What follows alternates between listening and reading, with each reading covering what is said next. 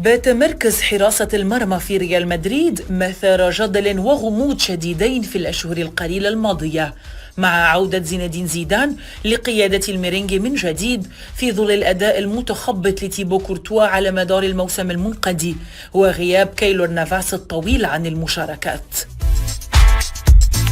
وأمام هذا الارتباك كان على زيدان اتخاذ القرار الصعب لترتيب أوراق الحراس ووضع حد للجدل الدائر بشأن الأحق بحراسة المرمى بين كورتوا ونافاس، وكذلك بين الثنائي لونين ونجله لوكا.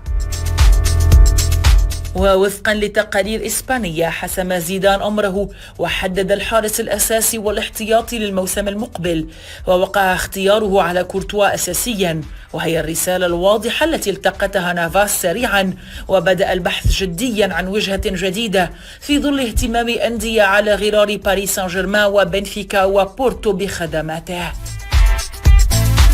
كما قرر المدرب الفرنسي منح مقعد الحارس الثاني إلى لونين بعد تألقه اللافت في مونديال الشباب مع منتخب أوكرانيا، مفضلا في الوقت نفسه رحيل نجله لوكا لفريق آخر من أجل الحصول على مزيد من الخبرة والمشاركات التي ربما تؤهله للعودة إلى سانتياغو برنابيو يوما ما بقميص الحارس الأول للنادي الملكي.